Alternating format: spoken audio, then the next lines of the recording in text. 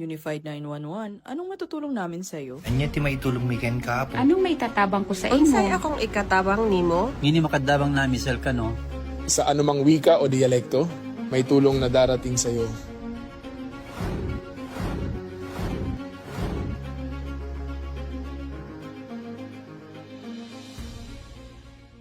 Lilingkod sa bawat Pilipino at magbibigay ng tamang impormasyon para sa tahimik at maayos na Pilipinas. Police News Network, alagad ng batas, tagapagtaguyod ng balitang pulis, sandigan ng mamamayan, patnubay ng katotohanan. La Campo Crame, maghahatid ng pinakahuling kaganapan at nagbabagang balita. Ito ang PNN Police News Network. At ngayon, ang inyong mga tagapagbalita. Magandang araw, Bagong Pilipinas. Ako ang inyong alagad ng batas, tagataguyod ng Balitang Pulis, Patrolwoman Sari Bernales. Maghahatid sa inyo ng tamang balita, kwento ng pulis at serbisyo para sa mamamayan. At ito ang PNP News Online, ang pangunahing balita ng Police News Network, alagad ng batas, tagataguyod ng Balitang Pulis.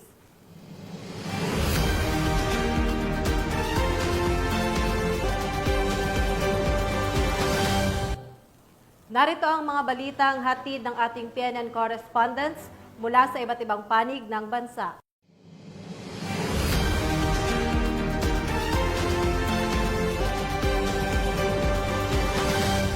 Ngayon ay araw ng linggo at narito ang mga balitang nakalap ng ating PNN correspondents sa loob ng linggong ito.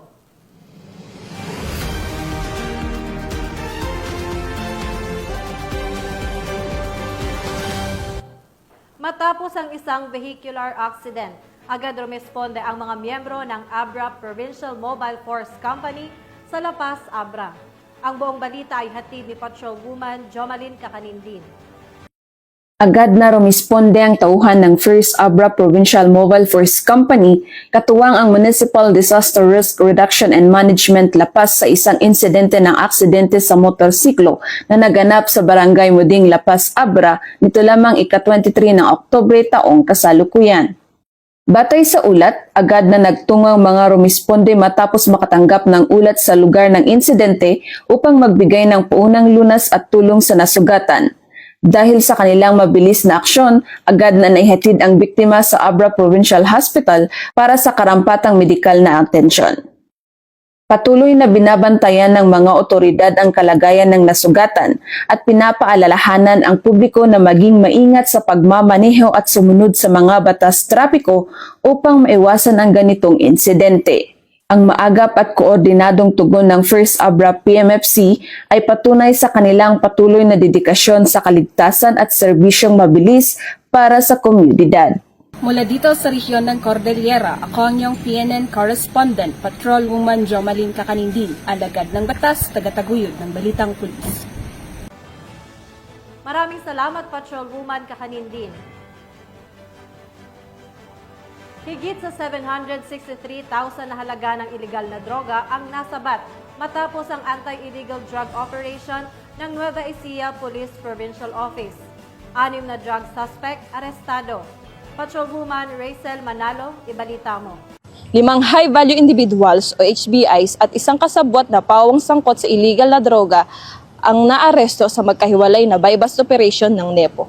Ayon kay Police Colonel Harry Dagit Liwanag Bruno, Provincial Director ng Nueva Ecija Police Provincial Office, nagsagawa ang Gapan City Police Station ng isang anti-illegal drug buy-bust operation sa Barangay San Vicente, Gapan City, kung saan naaresto ang 3 high-value individuals alias Geleng, alias Joy at alias Jajam. Nasamsam sa mga ito ang tinatayang 55 gramo ng hinihinalang shabu na may halagang humigit kumulang 374,000. Samantalang sa magkahiwalay na operasyon ng Cabanatuan City at San Jose City Police Station, 2 high-value individuals at isang kasabwat ang nadakip. Nakumpiska sa kanila ang humigit kumulang 57.2 gramo ng hinihinalang shabu na may halagang 388,960. Kasalukuyan nang nasa kustodiya ng mga nasabing police station ang mga naarestong sospek para sa wastong dokumentasyon, pagsasampa ng kaukulang kaso at tamang disposition. Mula dito sa Nueva Ecija Police Provincial Office, ako ang inyong PNN Correspondent Patrolwoman Russell Manalo ng Cabanatuan City Police Station. Alagad ng batas, tagataguyod ng balitang pulis. Maraming salamat, Patrolwoman Manalo. Lalaking may kasong 2 counts ng qualified rape, arestado matapos ang matagumpay na operasyon ng Kalawan PNP. Tinutukan niya ni Patrolwoman Mary May Sarturio. Naaresto ng mga operatiba ng Kalawan Municipal Police Station ang suspect na kabilang sa regional level most wanted person sa lalawigan ng Laguna. Kinilala ni Police Colonel Jonor R. Yupio, Acting Provincial Director ng Laguna Police Provincial Office, ang suspect na si alias Mar, residente ng Kalawan, Laguna. Sa bisa ng warrant of arrest, naaresto ang suspect para sa kasong qualified rape of a minor, 2 bilang na walang inirekomendang piyansa. Kasalukuyang nasa custody ng Kalawan Police ang arestadong akusado para sa dokumentasyon at tamang disposisyon. Mula rito sa Calabarzon, ang inyong Police News Network Correspondent, Patrolwoman Mary May Sarturio. Alagad ng batas, tagataguyod ng balitang pulis. Maraming salamat, Patrolwoman Sarturio. Arestado ang 2 individual matapos ang matagumpay na anti-illegal drug operation ng Southern Leyte PNP. Ang buong detalye ng report ay mula kay Patrolwoman Maria Elena Singian.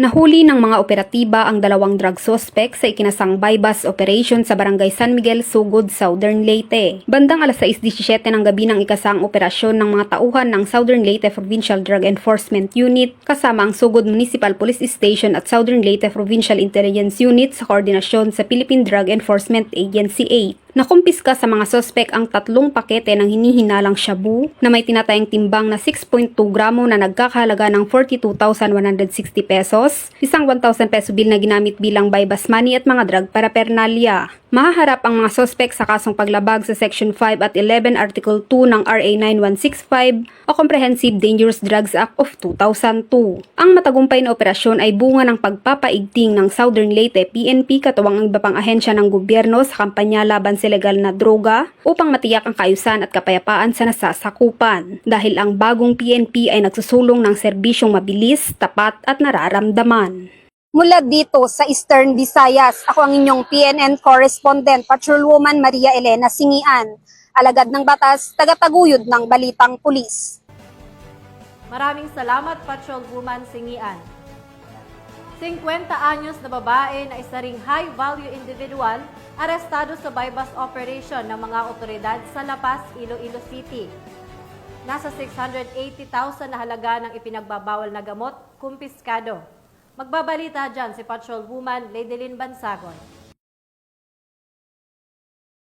Bilang bahagi ng tuloy-tuloy na kampanya ng Philippine National Police laban sa iligal na droga, matagumpay na nadakip ng mga tauhan ng Iloilo City Police Station 2 sa pangunguna ni Police Lieutenant Jeronimo Gano, Deputy Station Commander sa ilalim ng superbisyon ni Police Captain Jeffrey S. Delgado, Officer in charge ng ICPS 2, ang isang babaeng high-valued individual sa isinagawang bypass operation sa Zone 2, Barangay Baldosa, La Paz, Iloilo City, dakong alas 9:30 ng gabi nito lamang ika-21 ng Oktubre taong kasalukuyan. Kinilala ang suspect sa alias na Osalia, 50 taong gulang, kasal, nagbebenta ng frozen food at residente ng nasabing barangay. Ang pangunahing target sana ng operasyon ay ang asawa nito na si alias Toto J. Ford, 47 taong gulang, isang angkas rider at kapwa high-valued individual. Ngunit ito ay nakatakas at patuloy na pinaghahanap ng mga kapulisan. Na-recover sa suspect ang isang sachet ng hinilaang shabu bilang buy-bust item, 11 sachet ng pinaghinalaang shabu para sa possession case, 16,000 pesos bilang buy-bust money,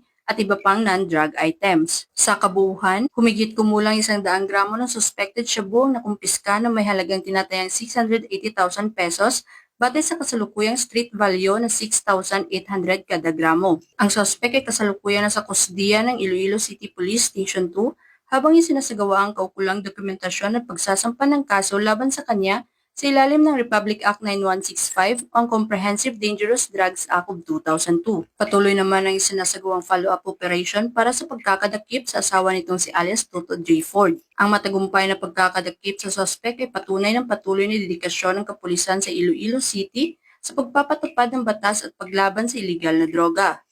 Sa pamamagitan ng sama-samang pagsisikap ng mga alagad ng batas at komunidad, nananatiling matatag ang layunin ng pambansang pulisya ng Pilipinas na bagong PNP para sa bagong Pilipinas, serbisyong mabilis, tapat at nararamdaman. Mula dito sa Police Regional Office 6, ako ang inyong Police News Network Correspondent, Patrolwoman Ledelyn Bansagon, alagad ng batas, tagataguyod ng Balitang Pulis. Maraming salamat, Patrolwoman Bansagon. Tulong mula sa puso ang hatid ng Agusan del Sur Police Provincial Office sa inilunsad na Community Outreach Program sa San Francisco, Agusan del Sur. Police Staff Sergeant Irish Joy Laureto sa report. Sa patuloy na pagsisikap na paigtingin ang ugnayan sa pagitan ng pulisya at komunidad at isulong ang kapayapaan, kaayusan at kagalingan ng publiko, isinagawa ng Agusan del Sur Police Provincial Office katuwang ang PCADSI students ng Caraga ang isang community outreach program sa Puruksik, Sitio Paglingan, Barangay Bourbon, San Francisco noong Oktubre 23, taong kasalukuyan. Sa temang Building Trust Empowerment Communities, layunin ng aktibidad na mailapit ang mga serbisyo ng pamahalaan sa mga residente at mapalakas ang pakikipagtulungan sa pagitan ng kapulisan at ng mamamayan.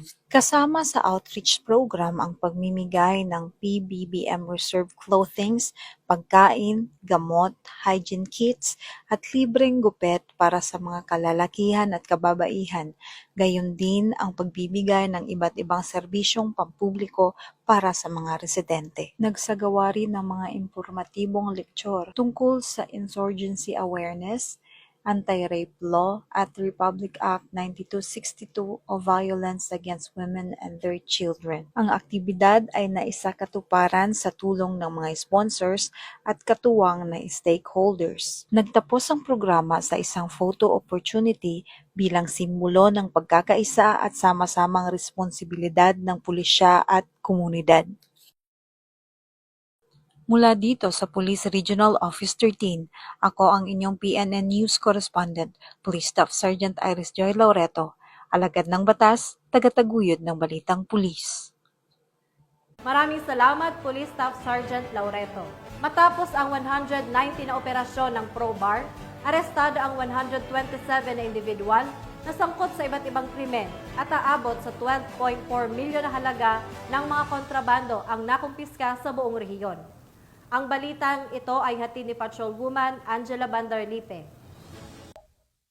Alinsunod sa direktiba ni Pangulong Ferdinand R. Marcos Jr. na panatilihin ang kapayapaan at seguridad sa buong bansa, pinagting ng Police Regional Office Bangsamoro Autonomous Region in Muslim Mindanao ang kanilang mga operasyon sa pagpapatupad ng batas sa buong rehiyon mula Oktubre 1 hanggang 20 taong kasalukuyan.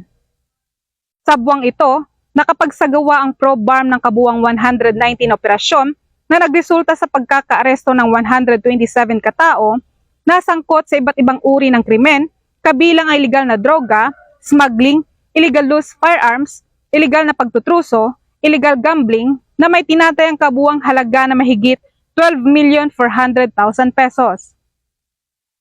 Nasa kote rin ang 8 most wanted persons, kabilang mga matataas na antas ng munisipal, provincial at regional fugitives, gayon din ang 23 iba pang wanted persons sa naturang rehiyon.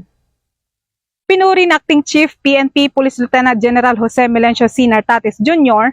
ang matauhan ng ProBarm ay patunay ng tunay na malasakit at katapatan sa adhikain ng Pangulo para sa isang ligtas at disiplinadong lipunan.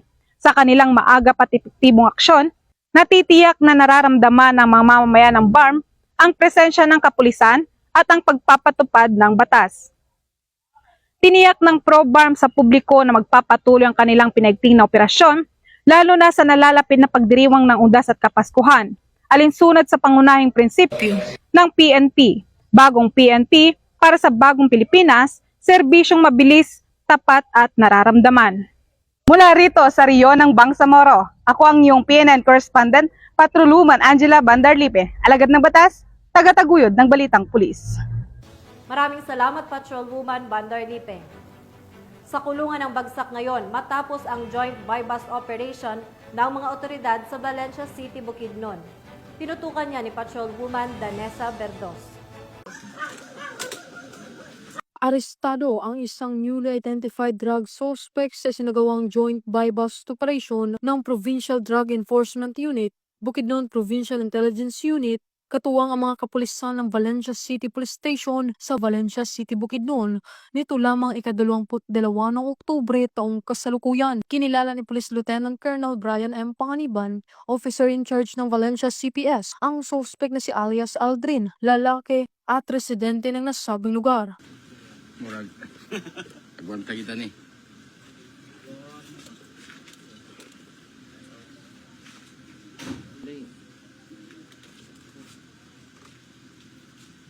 Sa sinagawang joint buy-bust operation ay nagresulta sa pagkakakumpiska ng maliliit na pakete ng hinihinalang shabu, isang cellphone at isang 500 peso bill na ginamit bilang buy-bust money. Ang suspect ay nahaharap sa kasong paglabag sa RA 9165 o Comprehensive Dangerous Drugs Act of 2002.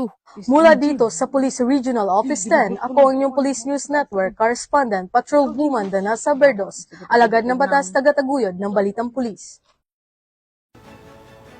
Maraming salamat, Patrolwoman Berdos. Hindi na nakapalagpa ang dalawang drug suspect matapos ang operasyon ng mga otoridad sa Davao del Norte. Patrolwoman June Mary Joy Rupin, ibalita mo. Sa isang matagumpay na operasyon kontra illegal na droga, dalawang individual ang naresto ng mga otoridad sa bisa ng isang joint anti-illegal drugs operation na isinagawa nitong Oktubre 23 sa Purok 18, Fidel Road 3, Barangay Tibalog, Santo Tomas, Davao del Norte. Kinilala ang mga suspect na alias Roy, 18 anyos, at alias Tin, 20 anyos, na pawang residente ng Purok 11, Fidel Road 4, Barangay Tibalog, Santo Tomas, Davao del Norte.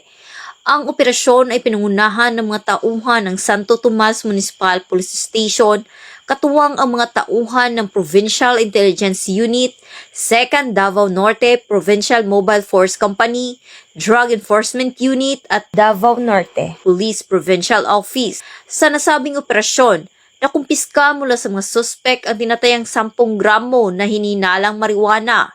Ang mga suspek ay agad na dinala sa Santo Tomas Municipal Police Station para sa karampatang dokumentasyon at sa kasalukuyan ay naharap sa kasong paglabag sa Republic Act 9165 o Comprehensive Dangerous Drugs Act of 2002. Ang matagumpay na pagkakahuli sa mga suspek ay malinaw na pagpapakita ng dedikasyon ng kapulisan sa pagsugpo sa iligal na droga sa rehiyon.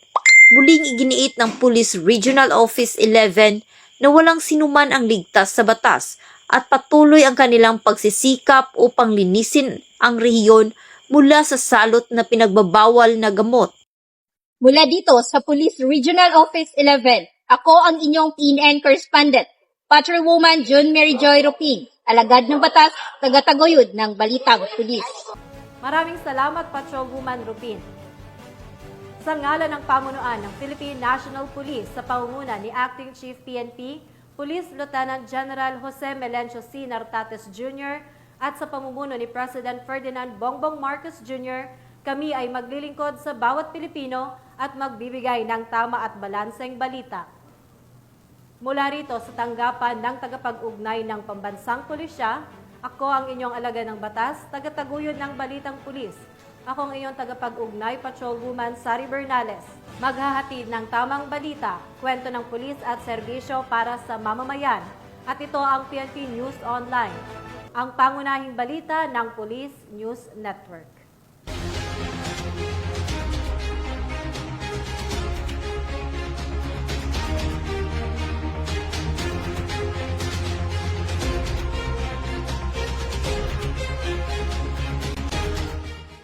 Police News Network, alagad ng batas, tagapagtaguyod ng balitang pulis.